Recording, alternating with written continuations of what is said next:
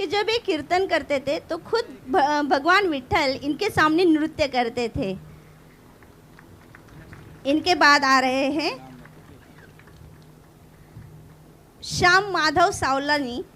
गुरुदेव के परम पूज्य चरणों में आपका स्वागत करने आपके सामने खड़े हैं गुरुदेव। इनकी वेशभूषा तो आप समझ चुके होंगे कि ये महाराष्ट्र के बहुत जाने माने संत हैं। उसके बाद आ रही है संत सोयराबाई।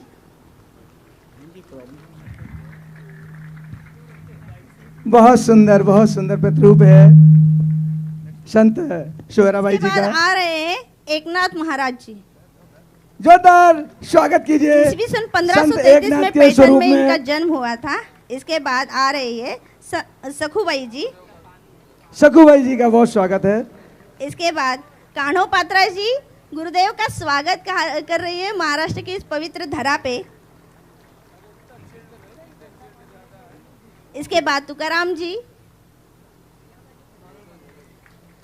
गुरुदेव का तहे दिल से स्वागत है इस मानगांव के पवित्र आश्रम में। इसके बाद जिनकी कविताएं बहुत प्रसिद्ध है अभी भी, वो है कवयित्री बहिनाबाई जो गुरुदेव का स्वागत कर रही है।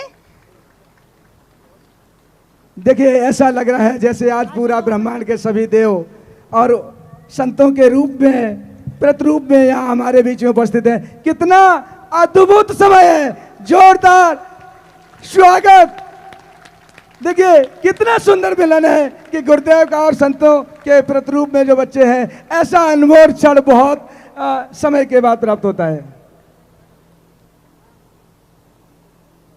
बोलो प्रातः स्मरणीय परम पूज्य पूर्ण गुरु श्री करौली शंकर महादेव की, सच्चे दरबार की, माँ बाबा के प्यार की।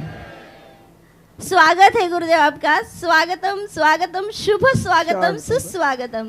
गुरुदेव ये संत विचरण में रहते हैं, आपके साथ सहयोग हुआ, और अगर आप दो शब्द इनके बारे में कहेंगे तो हम सबको बहुत ही खुशी होगी प्रभु। ओम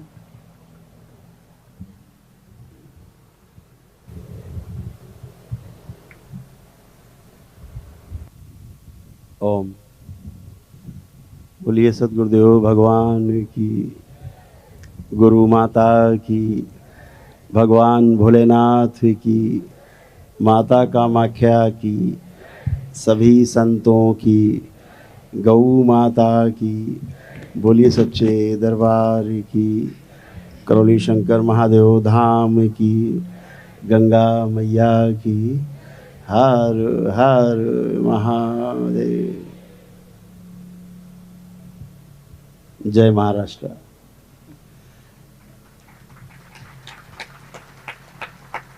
आप सभी का दरबार में बहुत बहुत स्वागत है। इस अनुपम अनुकरणीय शिव कथा के श्रवण करने के पश्चात आपके जीवन में आमूल चूल परिवर्तन की संभावनाएं बढ़ जाती हैं। जहां ध्यान नहीं गया होता है वहां ध्यान जाता है, और जब ध्यान जाता है तो वहां ध्यान देने की प्रक्रिया शुरू हो जाती है। कथा श्रवण का यही सबसे बड़ा पुण्य है। आज इसी कथा के पुण्य के फलस्वरूप इतनी सुंदर झांकी इन बच्चों के रूप में इस महाराष्ट्र की जो प्राण हैं, जो इन महान विभूतियों में बसते हैं, वो केवल एक झांकी नहीं है, ये स्वयं के आत्मा के दर्शन है, आत्मदर्शन है। ये दर्शन है महाराष्ट्र का, जिसके दम पर राष्ट्र के अंदर ये महाराष्ट्र अपने गौरव के साथ, गौरवशाली अतीत के साथ खड़ा हुआ है। ये जो झांकी है, बच्चों ने जिन स्वरूपों को धारण किया है, यह स्वरूप, इनके किसी भी स्वरूप का एक अंश आप में फलित हो जाए तो आप मानव पद को प्राप्त हो जाते हैं। आज महाराष्ट्र की धरती पूरे भारत का गौरव है। ये जो संत शिरोमणि जिनका स्वरूप धारण किया इन बच्चों ने, ये इतने ही जितने निर्मल ये बच्चे हैं, ये सभी संत भी इतने ही निर्मल थे। और उनकी निर्मलता आज भी हर महाराष्ट्रवासी में, वो चाहे इस महाराष्ट्र में, पूरे देश में, पूरी दुनिया में कहीं रहता हो, ये उनके प्राण हैं और ये उनमें सब में बसते हैं। हम ऐसे सभी संतों को हृदय से प्रणाम करते हैं जिनके स्वरूप का दर्शन हमने अभी प्राप्त किया। सबने बहुत बहुत धन्यवाद। इन बच्चों को भी बहुत बहुत धन्यवाद कि इनके भी जीवन में इन महापुरुषों का अंश अवतरित हो और ये भी इनके जो किए गए कार्य हैं मानव समाज के बीच में, मनुष्य समाज के बीच में, जिससे वो भगवान के बराबर, ईश्वर के बराबर उनको दर्जा मिला, समाज ने मान्यता दी, ऐसे इन बच्चों के मन में भी यह भाव प्रकट हो और इनके अंदर भाव प्रकट हो करके इनमें संचारित हो और ऐसे बन सके, ऐसे हर बच्चा बन सके, महाराष्ट्र का, पूरे देश का, पूरी दुनिया के बच्चे ऐसे बन सकें। ये हम सबकी शुभकामनाएं हैं, ऐसा हो सके। बहुत बहुत धन्यवाद, बहुत थैंक यू, बहुत धन्यवाद, धन्यवाद, धन्यवाद, थैंक यू। हरि हर महादेव। जैसे कि हमारे इस संसार का नियम है कि संत जो होते हैं वो एक जगह नहीं रहते हैं, अब इनको दूसरी जगह भी विचरण करने जाना है। प्रभु आपसे अनुमति लेकर ये संत अब ब्रह्मांड में जाने के लिए तैयार हैं और आपसे अनुमति लेकर अब ये प्रस्थान कर रहे हैं। एक बार सभी लोग तालियों के साथ स्वागत करेंगे। संत के प्रतिरूप में आप सभी प्रस्थान करें। चलिए, चलो बेटा। करोली शंकर महादेव की, परम पूजनी बाबा जी की, गुरु माता की, भगवान भोलेनाथ की, हरि हर। ओम।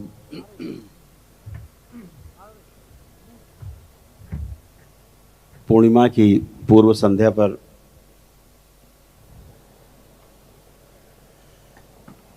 बाबा के सभी भक्तों और शिष्यों का बहुत बहुत स्वागत है दरबार में।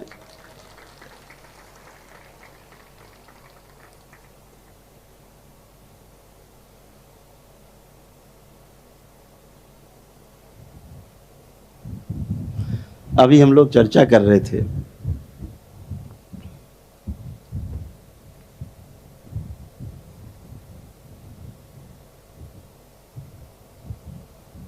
कि सभी में एक प्रश्न बना रहता है हमेशा कि हमारा जन्म हुआ क्यों, हम क्यों जन्म लेते हैं बार बार।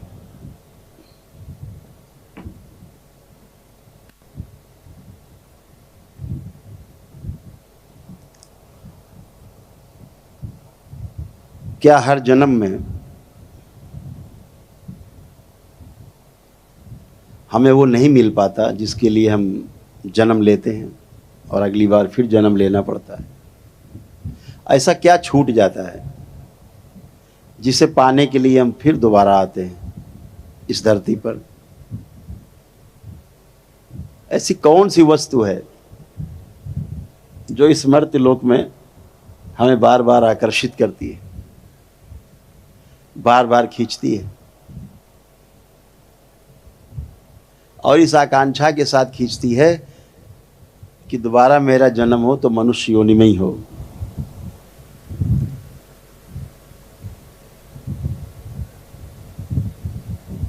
तो दो वस्तुएं हैं, वास्तविकताएं दो हैं, एक चाहना और दूसरा होना। तो चाहना और होना एक ही वस्तु है, करने में भाग दूसरा हो जाता है।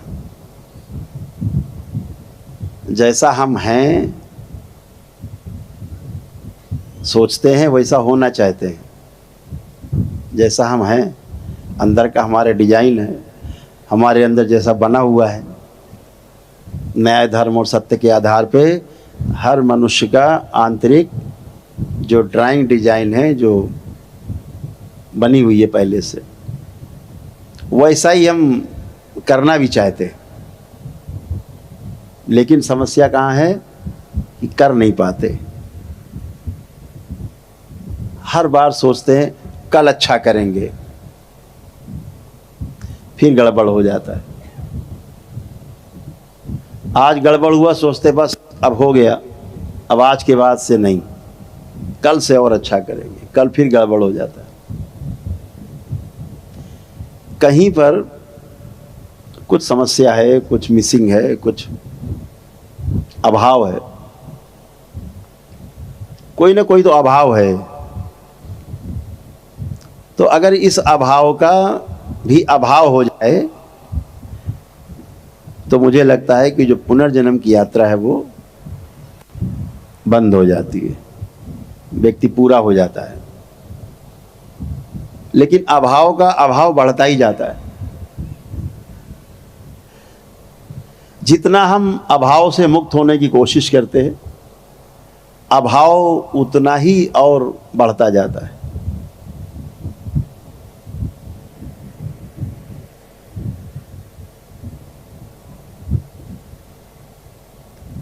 कितना भी अपने पास इकट्ठा हो जाए भौतिक सुख साधन के सामान, फिर भी और की चाहत बनी रहती है। उसमें 5% भी हमारे उपयोग में, उपभोग में आने वाला नहीं है जीवन काल में। 95% अधिक बना हुआ है हमारे पास, उसके बाद भी और की चाहत बनी रहती है, और आ जाए, और आ जाए, और आ जाए। और वो कूड़ा करकट और वो सामान इकट्ठा करने में हम संलग्न रहते हैं। ये हर व्यक्ति जानता है। महापुरुषों ने भी कह दिया कि पूत सपूत तो का धन संचय, और पूत कपूत तो का धन संचय। अगर संतान सुपात्र है, सद्गुणों से भरी हुई है, तो उसके लिए धन संचय, सुविधाओं का संचय कोई मायने नहीं रखता। वो अपने लिए अपने अनुसार कर ही लेगा। और यदि संतान अवगुणों से भरी हुई है तो आपका संचय किया हुआ सामान सब लुटा देगा, उड़ा देगा, मस्ती में खर्च कर देगा, आपके भावनाओं के विरुद्ध जा करके सब नष्ट कर देगा। तो दोनों ही स्थितियों में संचय करने का क्या अर्थ है? जो संचय है वो विचारों का, सद्विचार जो उनका संचय हो, जो कभी क्षय नहीं होते, नष्ट नहीं होते। अगर संचय किया जाए ध्यान से देख करके, जो हमारे भाव हैं, जो सब में एक समान है, हर मनुष्य में एक समान है, लेकिन जैसे ही हम अपने अपने प्रिय, अपने अपने हित और अपने अपने लाभ के लिए सोचते हैं, अलग अलग हो जाते हैं।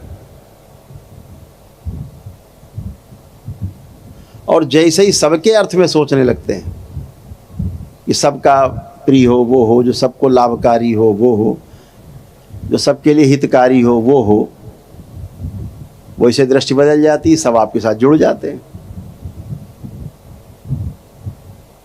अपने लिए सोचते ही अलग अलग हो जाते हैं सब, और सबके लिए सोचते ही सब जुड़ जाते हैं आपसे। तो सारा खेल आपके भाव और विचारों का है। जितने भाव विचार आप में उमड़ घुमड़ रहे हैं बादलों की तरह, संयमित हैं अगर ये भाव विचार, व्यवस्था के अर्थ में है, धर्म के अनुकूल है, तो वहाँ सुख दिखाई देता है। और इस सुख की जो निरंतरता है, धर्म के साथ अगर न्याय और सत्य जुड़ जाता है तो सुख की निरंतरता हो जाती है। धर्म के साथ साथ यही व्यवस्था है। तो न्याय, धर्म और सत्य के साथ जुड़ करके चलने से अपनी मुक्ति के साथ साथ दूसरों की मुक्ति का द्वार भी खुलता है। और केवल अपने लिए प्रिय हित और लाभ के आधार पर स्वयं के प्रिय, स्वयं के लाभ के लिए, स्वयं के हित के लिए कार्य करने से बार बार जन्म इस धरती पर लेना पड़ता है।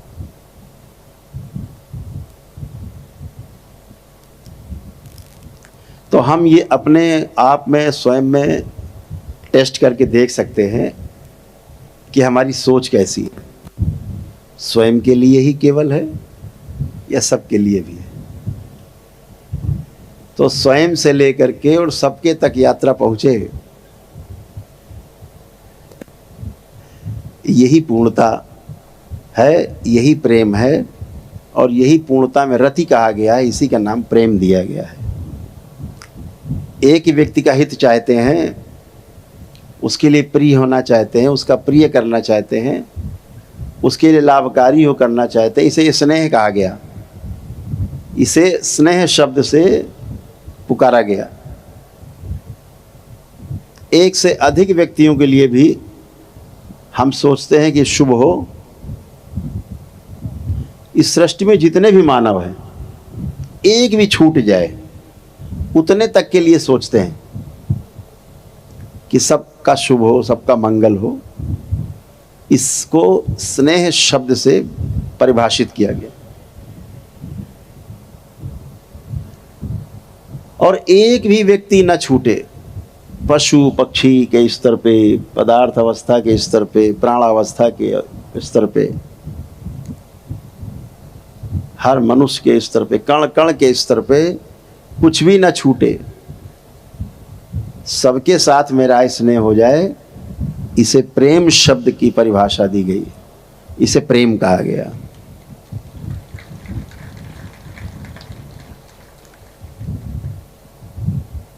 और प्रेम घटित होता है जब अंदर ध्यान घटित होता है, तो बाहर प्रेम प्रदर्शित होता ही है। और अंदर जब प्रेम होता है तो बाहर ध्यान सब की तरफ जाता ही है, कोई नहीं बचता।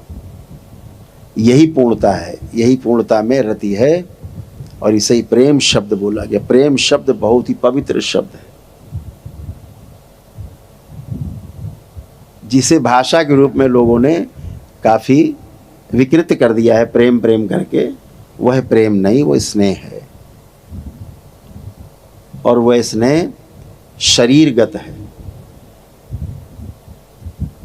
यह जो हम प्रेम की बात कर रहे हैं, यह प्रेम अभौतिक रूप से सब में जब होता है, सभी के प्रति व्याप्त होता है, उसे प्रेम शब्द से बोला जाता है। प्रेम होते ही विश्वास से लेकर के प्रेम तक 9 भाव जो हैं न्याय के, जैसे ही आप में घटित होते हैं, उसको न्याय कहा गया है। जो 9 भाव हैं, विश्वास से लेकर प्रेम तक, ये पूरे 9 भाव, जैसे विश्वास है, एक भाव है, दूसरा भाव सम्मान है, तीसरा भाव आपका स्नेह है, चौथा भाव ममता है,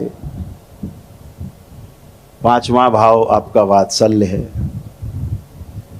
छठा भाव गौरव है, सातवां भाव श्रद्धा है, आठवां भाव कृतज्ञता है, और 9वां और अंतिम भाव प्रेम है। ऐसे 9 भाव में जीना न्याय कहलाता है। तो एक वो न्याय है जो हमें न्यायपालिका में लेने जाना पड़ता है, तो वो न्याय नहीं है, फैसला है। क्या है? फैसला होता है वहाँ।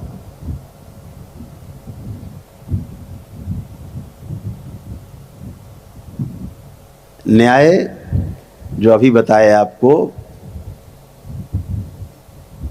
मानव में न्याय के ये भाव 9 भाव है। जजमेंट है, वो निर्णय है, न्याय नहीं है।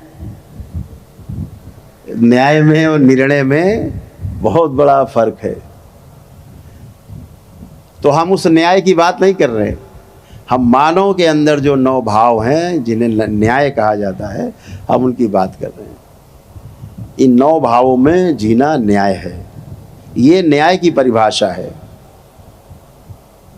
अगर इन 9 भाव में हम जीते हैं तो निर्णय कराने के लिए हमें उन जगह नहीं जाना पड़ेगा जहाँ जजमेंट किए जाते हैं, 2 पक्ष लड़ते हुए मुकदमा लिखाते हैं। ये वास्तविक न्याय है। ऐसे ही मनुष्य की अवधारणाएं हैं, 28 भाव हैं।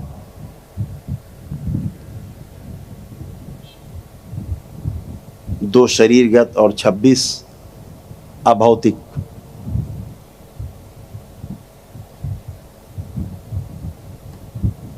ऐसे ही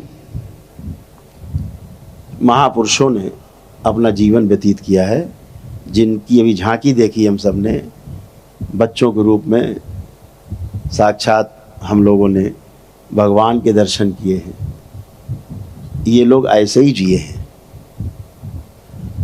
और ये जिए हैं और आप जीना चाहते हैं, बस यही फर्क है। ये जी चुके वैसा और आप ऐसा जीना चाहते हैं, जैसे बच्चों की झांकी अभी आई। तो चाहना कितनी सुंदर है, लेकिन करने में बहुत मुश्किल काम दिखता है। लगता है अभी बहुत काम, अभी तो हमारी एक गाड़ी खरीदनी, अभी वो गाड़ी नहीं खरीद पाए, अभी रुक जाओ जरा, अभी बेटे की शादी बाकी है, अभी रुको, करते हैं बाद में, धीरे धीरे रुक जाओ। तब तक 1 घंटी बजती है, एक हार्ट अटैक, 1 घंटी बजी, अच्छा स्वस्थ हो गए, कोई जल्दी जल्दी करके निपटाते हैं, वो समय आता नहीं। जीना हम आज से शुरू कर सकते हैं, अभी से शुरू कर सकते हैं। जैसे दरबार से आप जुड़ते हैं, दरबार से आप जुड़ करके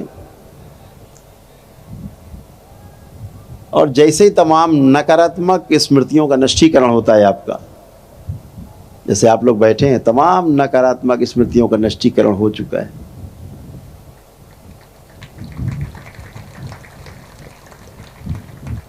इन महापुरुषों ने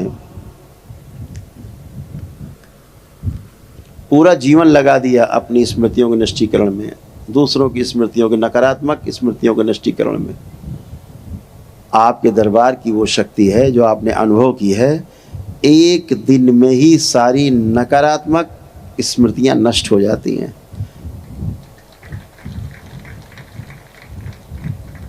ये अनुभव है आपका। जितने लोग आप बैठे हैं, किसी के अंदर भी एक भी नकारात्मक स्मृति शेष नहीं, किसी के लिए भी द्वेष भाव नहीं,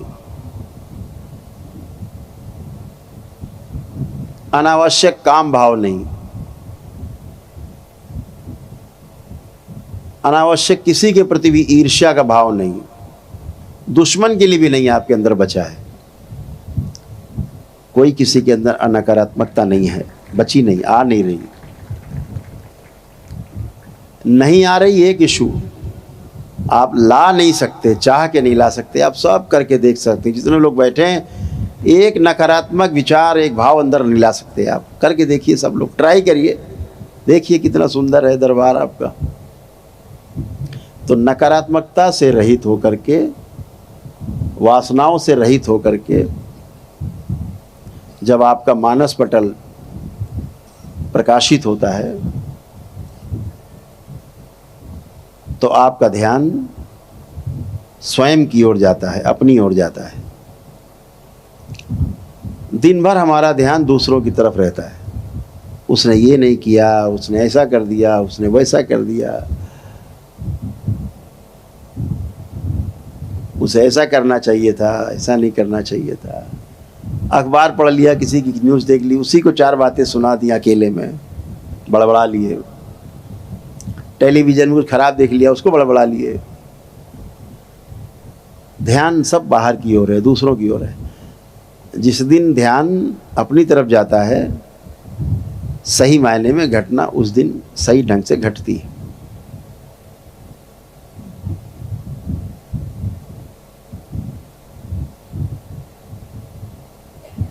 स्मृतियों के रूप में हम में तमाम नकारात्मकता और तमाम वासनाएं सभी में बनी रहती, प्रत्येक मनुष्य में।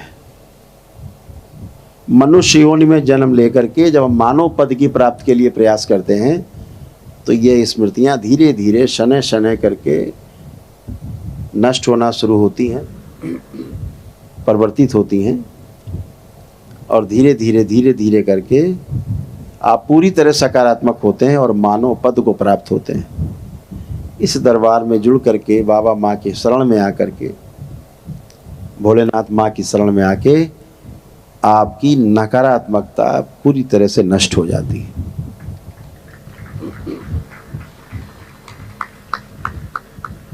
तो नकारात्मकता ही रोग है और सकारात्मकता ही स्वास्थ्य है। रोग और कष्ट दो प्रकार हैं। रोग जो है वह भौतिक है और अभौतिक है, दोनों ही हैं। लेकिन जो कष्ट है वो अभौतिक है। अगर पैर में पीड़ा है तो किधर हो रहा है कष्ट? पीड़ा किसको हो रही है? इधर स्वयं को पीड़ा महसूस हो रही है। रोग किधर है? शरीर में। पीड़ा कहाँ है? मन में। आप ढूंढ नहीं सकते कहाँ पे। ये लगता है बस यहाँ दर्द हो रहा है, यहाँ पीड़ा है, लेकिन देखा जाए तो वो पीड़ा अभौतिक है, इधर है।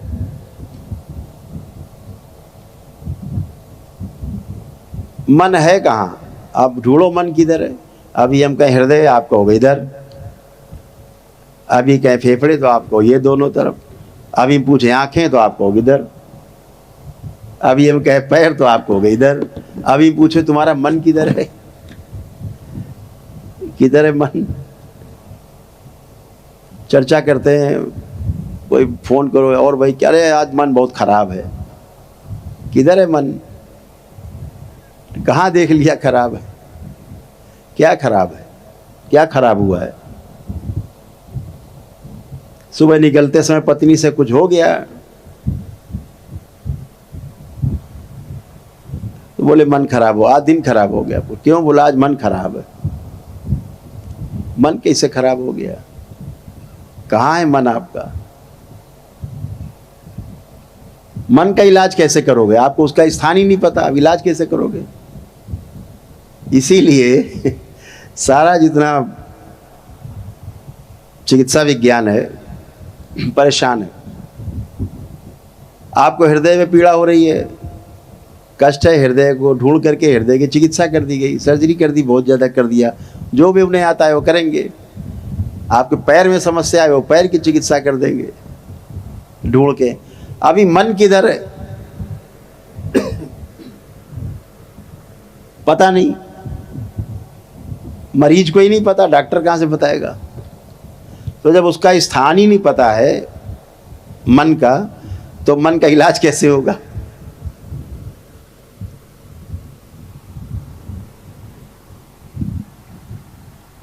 जैसे कोई व्यक्ति आपको बहुत प्रेम करता हो, बहुत प्रेम करता हो, आप भी बहुत प्रेम करते हो, कोई परिस्थिति बस वो आपको अपशब्द बोल दे,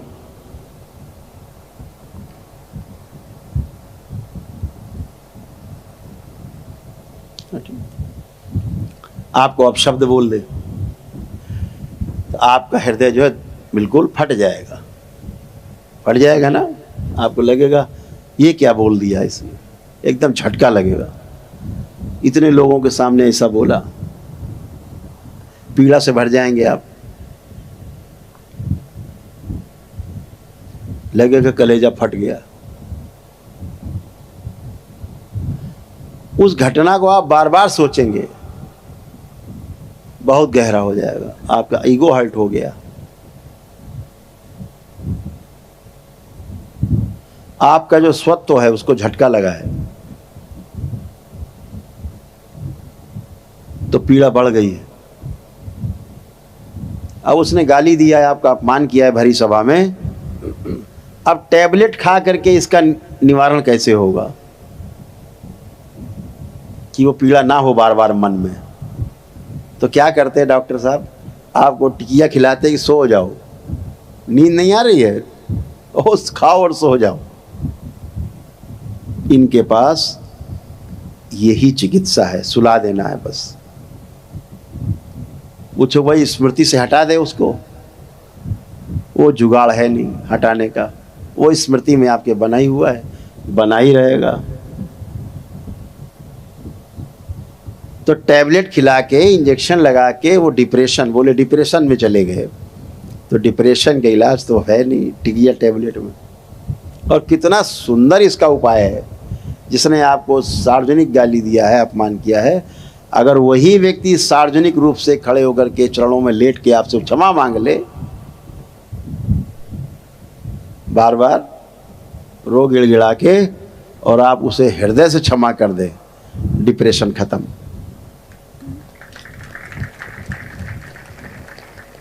तो ये अभौतिक रोग है, अभौतिक पीड़ा है, जो भौतिक औषधियों से जिसको ठीक करना संभव नहीं। स्मृति का निदान करना, फिर उसका निवारण करना, यही है। तो दो तरह से रोगी और दो तरह से चिकित्सा। शरीर की चिकित्सा भौतिक तरीके से, और शरीर को चलाने वाला जो शरीर के पीछे जीवन है, उसके पीछे जो ऊर्जा है, जीवन ऊर्जा, वो अगर रोग और कष्ट में है, उसको कोई रोग है, कोई कष्ट है, पीड़ा है, तो उसका जो ट्रीटमेंट है वो अभौतिक तरीके से ही होगा। इस धरती पर आपका इकलौता दरबार है जो आपकी इन नकारात्मक स्मृतियों को क्षण भर में नष्ट कर देता है, एक क्षण में, जो आप में बचती नहीं। अगर आपकी स्मृति में है उसने ऐसा किया था, ये हमेशा पीड़ा रहेगी आपको। वो व्यक्ति दिखेगा तो आपको पीड़ा वही आ जाएगी, सोचेंगे उसके बारे में पीड़ा आ जाएगी। कोई नाम ले लेगा उस आदमी को, उस आदमी के बारे में नाम लेगा उसको, तो पीड़ा आपको होने लगेगी। लेकिन अगर स्मृति से नष्ट हो गया, कितना ही कोई नाम लेता रहे, आपके अंदर घटना की स्मृति नहीं है, तो आपको पीड़ा नहीं होती है। यही स्मृति महाविज्ञान है कि आपकी पीड़ाओं से भरी हुई, कष्टों से भरी हुई, रोगों से भरी हुई स्मृतियों को दरबार वैदिक प्रक्रिया के द्वारा आपके ही आस्था, विश्वास और श्रद्धा के दम पर, आपकी ही प्रार्थना और संकल्प के आधार पर क्षण में नष्ट कर देता है, और आप निरोगी रहते हो। ध्यान साधना की ओर आपका ध्यान जाता है, और पूरा परिवार आनंद में डूबता है, अपने अपने काम कर पाता है, और प्रेम से, स्नेहपूर्वक, विश्वासपूर्वक रह पाता है, और न्यायपूर्वक आप जी पाते हैं परिवार में। तो यही दरबार की व्यवस्था है। अभी मुझे लगता है बहुत लोगों ने भोजन नहीं किया अभी, तो कुछ सुनने में कुछ कमी आ रही उन लोगों को, तो भोजन वगैरह भी अपना कर लेंगे बाकी लोग।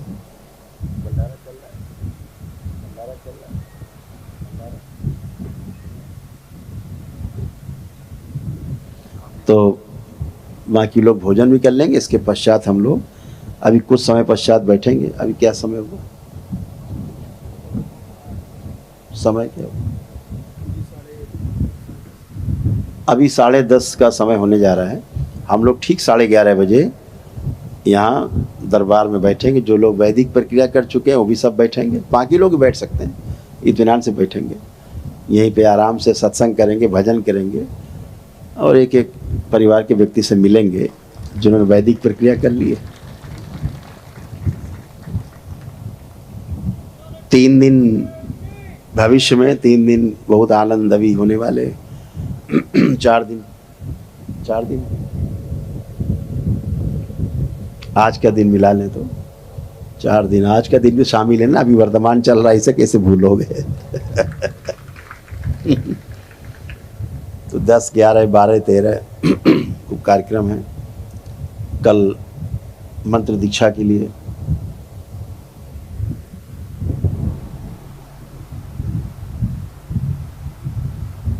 तो कल सभी लोग मंत्र दीक्षा के लिए तैयारी करेंगे अपनी अपनी। परसों सामूहिक हवन होंगे 12 तारीख को, उसी में मंत्र दीक्षा होगी। और 13 को जो बाकी लोग हैं वो तंत्र दीक्षा, जो भी तंत्र क्रिया योग की दीक्षा है, वो दीक्षा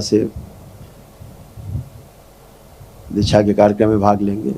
यथा समय आप सभी को सूचना दी जाएगी। कुछ लोग 10वें लेवल में चयन के लिए भी दरबार ने सोच रखा है, उनका 10वें लेवल में भी चयन होगा।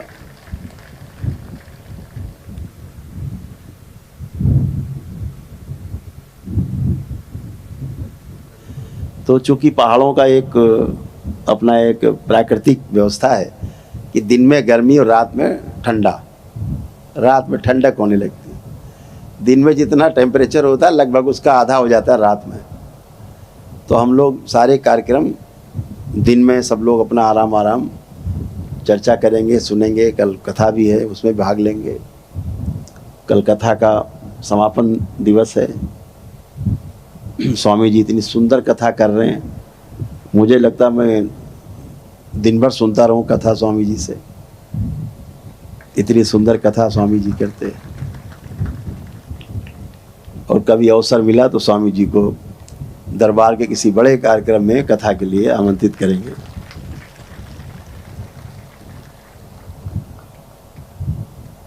अभी तो समय अनुसार देख के आपको सूचना प्रसारित रहेगी, उस समय पे उस कार्यक्रम को करना है। दरबार के सेवक आपको समय का, मौसम का हिसाब किताब करके कार्यक्रम सभी होंगे, लेकिन दरबार उसके लिए निश्चित करेगा। और हम तो आपके साथ आराम से रात में बैठेंगे, 10 बजे बैठ के 9 बजे 8 बजे बैठ गए ठंडक में, और फिर सुबह तक चले ब्रह्म मुहूर्त तक, जब तक रुद्राभिषेक नहीं शुरू हो जाता है तब तक आपके साथ कार्यक्रम चले। आपके साथ हम बराबर 13 तारीख तक आपके साथ यहाँ बने हैं भौतिक रूप से। अभौतिक रूप से मेरे साथ साथ पूरा दरबार आपके साथ, आपके परिवार के साथ सदैव है। हरि हर 11:30 बजे मिलते हैं। सभी लोग जो भोजन न कर पाए भोजन आदि करके। धन्यवाद।